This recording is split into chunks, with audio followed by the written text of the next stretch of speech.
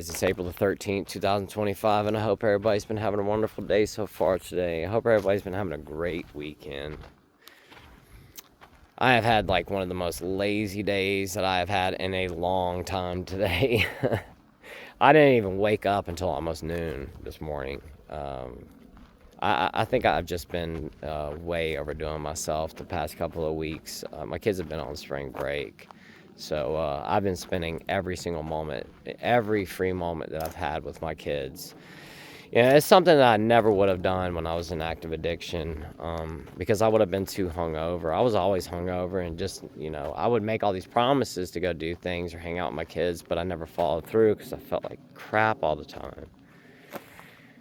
But now being sober, I spend all my time with my kids, and it's just really refreshing to be able to do that. But like I said, I think I've kind of overdone myself the past couple of weeks and wore myself out. And I've also been staying up really, really late with my boys. Like the past week, we've been up until like 3 o'clock in the morning most nights, binge watching television shows, movies. I've spent so much time with them. We've camped out in our living room downstairs like 4 nights this past week. So I just have not gotten much sleep, and this morning it's not like me to sleep in that late, but man, I feel so much better since I caught up on that rest. And I'm glad we did, because what I want to talk about today is about tomorrow. Tomorrow is my second opinion. I'm going to go speak with an interventional radiologist at another hospital because I've been dealing with MUSC in Charleston, South Carolina. It's been my hospital all this time, and they've always taken care of any issues I've had, but this last time, the doctor said that it's too risky for him to go back in and try to clean that clot out. And this is the same doctor who has cleaned it out twice in the past 6 months. So when I had my CAT scan like a month ago and then spoke with my doctor, I don't remember how many weeks, maybe 3 weeks ago. But when I spoke with him after my CAT scan, he just was like, "I'm sorry, but we're not doing it again." And I went into it thinking, well, if it's clogged up, at least I know they'll go through there and clean it back out, but wish they didn't.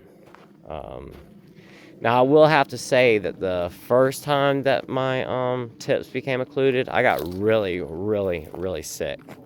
I knew something was wrong. That's the whole reason I went to Charleston and found out, is because I was feeling so bad. I was really tired, very, very, very nauseous. Like I said, I just knew something was going wrong. Went down there and found out as soon as I got to the emergency room that my tips was occluded, and then I stayed in the hospital for like a week and had surgery and got out. That was back in this last October of 2024.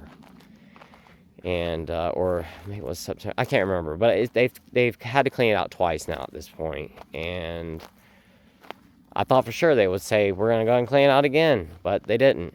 So now I'm going to seek a second opinion from another doctor at another hospital, and that's tomorrow at 1 o'clock. My wife's going to take my kids to school first thing in the morning, and when she gets back home, we're going to leave directly from here and go down there to get that second opinion. And I'm just really nervous about it. I just really hope that I don't have to continue to keep searching. I hope that this doctor will be the one that decides, yeah, we can go ahead, we can take care of this.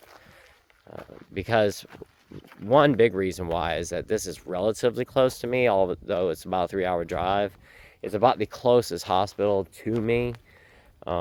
If I have to go any further, if I have to go get another opinion from another doctor at one of the other hospitals that does these procedures, because there's only so many on the East Coast.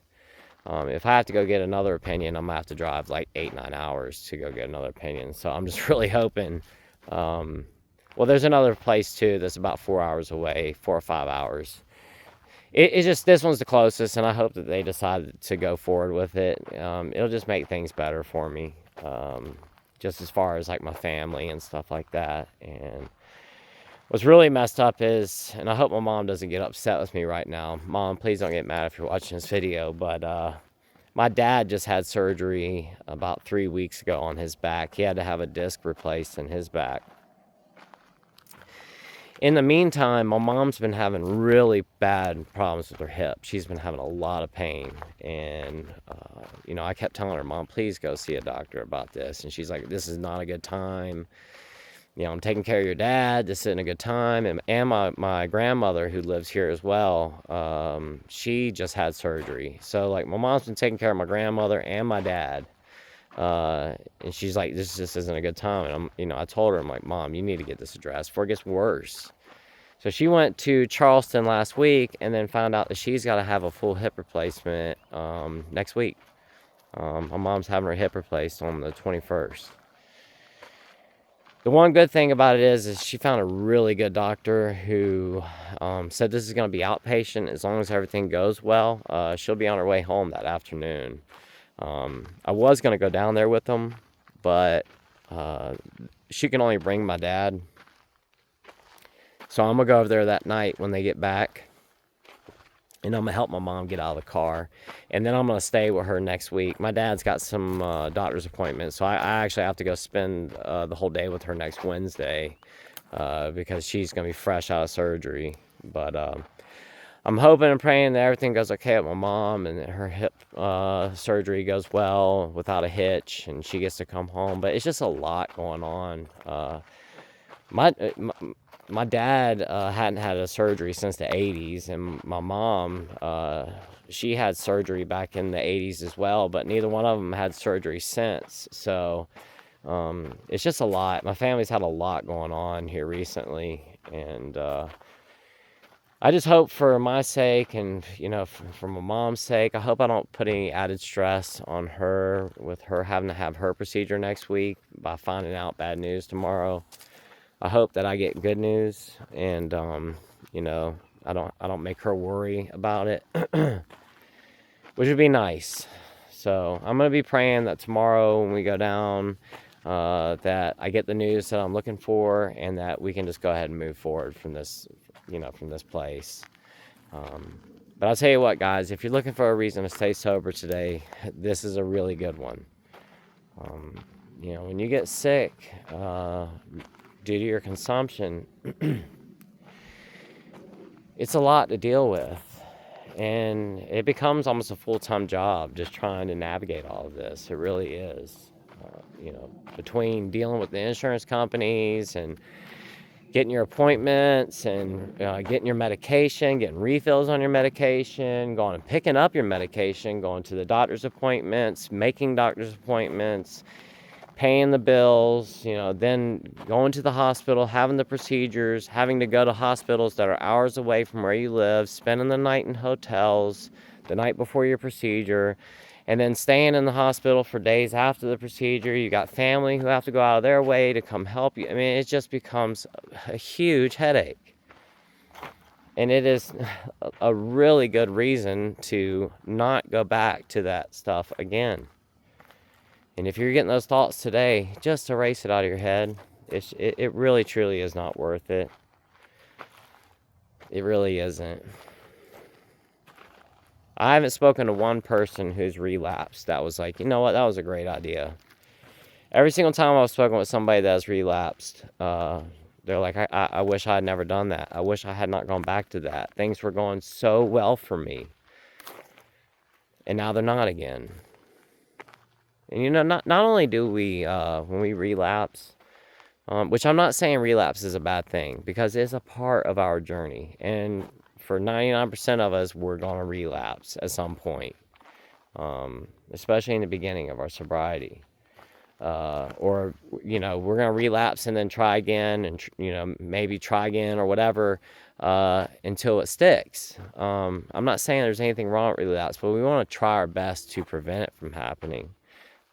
You know, the best way that we can. Because more than anything else, and I think one of the biggest things about relapse that's the most upsetting part about it is when we lose trust. You know, we start gaining that trust back with our loved ones, with our spouses, with our children, with our parents, with our brothers or sisters, with our community. They start trusting us again. They start putting their faith back in us again. They believe in us. They, you know, they, and it's like a miracle to see someone turn their life around and get away from this. And then when we go back to it, they're like, you know, I trusted you. And we lose that trust again, especially when we get back into full active addiction and we start lying and manipulating, and, you know, that stuff leads to people not trusting us. I mean, it just does. And I gotta say, if there's one of the worst parts about AUD is when people don't trust you. I can't stand when people don't trust me. That's a bad feeling to know when people have lost trust in you. I don't know how you guys feel about that, but I do not like it. I like when I say something to somebody that I don't have to repeat myself. I don't need to explain myself. It's one time, that's it. You know, this is what I'm going to go do. And I don't like to explain where I'm going, where I've been, anything. You know, if I say I'm going to the grocery store, believe that's where I'm going. You know, the trust part is the best part for me about sobriety, is having that trust. Because for so long, I didn't have it. And I would hate to lose that again. But anyway, guys, I'm in almost at 12 minutes here in this video. I'm almost in it. I'm almost at 12 minutes now.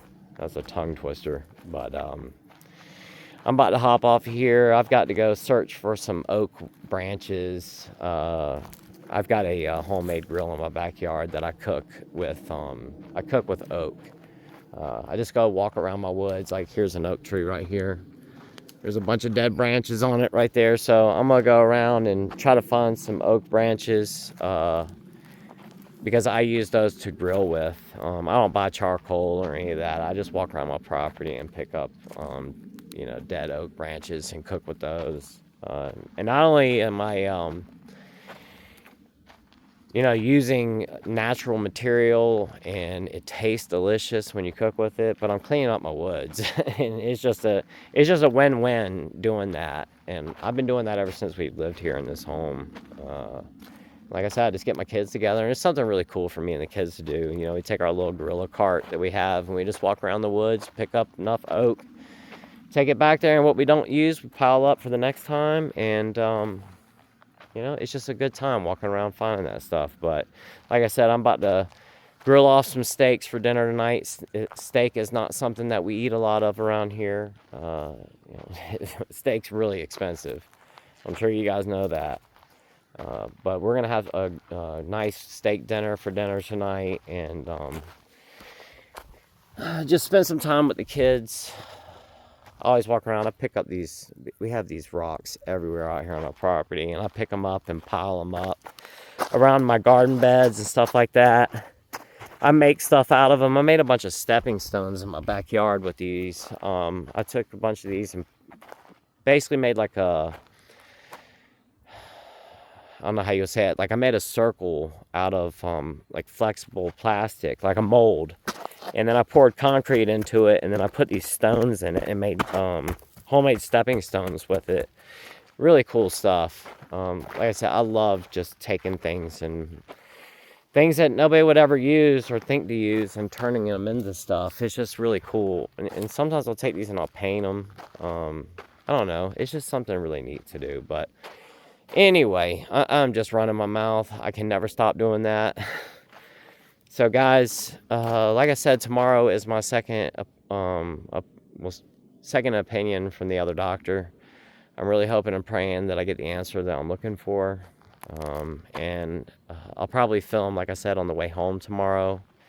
And then when we get back to the house, I'll post the video. So be on the lookout tomorrow night for that video. And I'll be letting you guys know what the doctors say tomorrow afternoon. So thank you so much for watching today, guys. I truly do appreciate it. Remember to stay sober this weekend, guys, or tonight.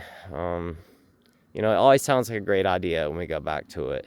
You know, but that drink, It's not going to feel the way you think it is. And if you've got any sobriety under your belt right now, why go back? Why start that whole process all over again? And you guys know what I'm talking about. And it is. You have to start the whole thing all over again. You don't want to do that. You have to go through all those withdrawals and all that feeling of just overall just nastiness as you go through that, the withdrawal period. You don't want to go through it, guys. Just stay sober today. Remember why you're sober. Remember why you did this. Keep that life that you have built for yourself, and don't just throw it out the window with another relapse again, because trust me when I tell you, it's just a lot of work, and you don't want to do it. And like I said, relapse is part of this journey for a majority of us, but we got to do the best that we can to protect our sobriety and not allow it to happen. So guys, with that said, I am getting off of here now. I love y'all so much, and tomorrow I'll be letting y'all know what the doctors say. Let's hope they give me the answer I'm looking for. So you guys have a great rest of your night. I love y'all so much, and until tomorrow, I will see y'all then.